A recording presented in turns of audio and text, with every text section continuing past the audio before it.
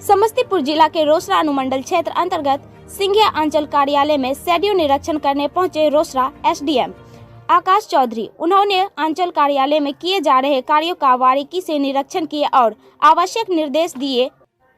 इसके बाद पत्रकारों से बातचीत करते हुए उन्होंने बताया कि हम शेड्यूल जांच कर रहे हैं, अंचल कार्यालय में सही तरीके से कार्य होता है या नहीं, या फिर कार्यों का सही तरीके से निष्पादन किया जा रहा है या नहीं, इस सभी बातों की जांच की जा रही है। साथ ही पत्रकारों के द्वारा सिंघिया नगर पंचायत से संबंधित कुछ सवाल भी एसडीएम से पूछे गए, जिसमें 6 महीने के अंदर सिंघिया नगर पंचायत में सफाई एजेंसी का टेंडर 2 बार रद्द हो जाना एवं सफाई एजेंसी का अब तक टेंडर नहीं हो पाना, इसके बावजूद सिंघिया नगर पंचायत में सफाई मजदूरों से सफाई का काम कराए जाने का मामला एवं शिक्षा से संबंधित भी सवाल किए गए।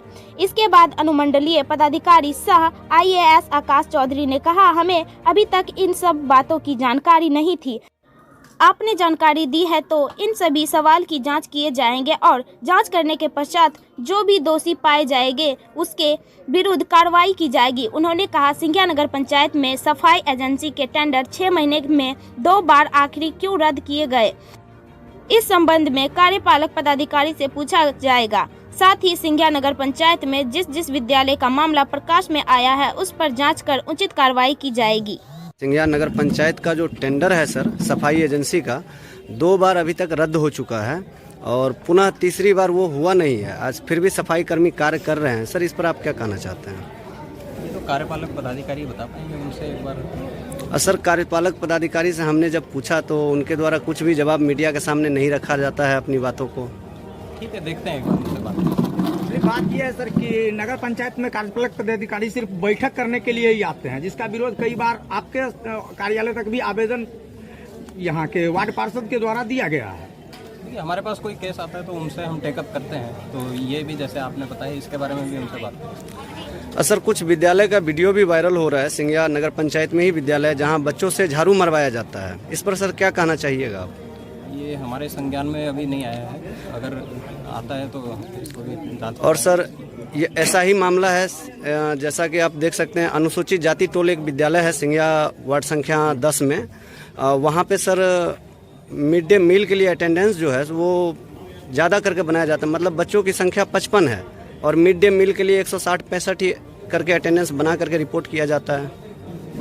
चेक करवाते हैं, अभी तो हमारे ये इस तरह का कोई हमारे को शिकायत मिला नहीं था।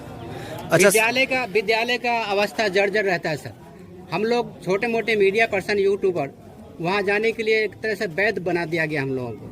अंदर खाने में जो भी घटना घटती है, अगर आप चाहें तो हम लोगों से उसका सारांश ले सकते हैं, हम लोग दिखा सकते हैं। जो शिक्षा व्यवस्था सुधरे, बच्चे को पसंद पुलन जो भी होता है, खाना खिचड़ी मिलता रहे, इस चीज़ का निगरानी करने के लिए हम लोगों को क्या मिलता है ऐसा ऑप्शन?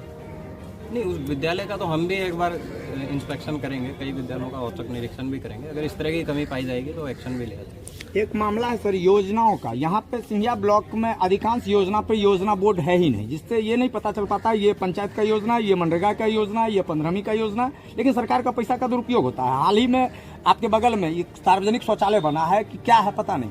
आश्चर्य की बात यह है कि लगभग 15 से 20 साल पहले का जर्जर भवन, ना BDO साहब से NOC लिया गया और उसी टूटा हुआ सड़ा हुआ ईटा को लेके यहाँ पे नया कंस्ट्रक्शन किया गया है बगल में सर। यहाँ बगल में है सर अभी सामने। अब ये समझ में नहीं आ रहा है, उसका योजना बोर्ड नहीं है, कौन चीज बना है। सार्वजनिक शौचालय, पहले लोग पेशाब वेशाब करते थे यहाँ, वो सार्वजनिक शौचालय है तो उद्घाटन कर देते तो बेहतर होता सर।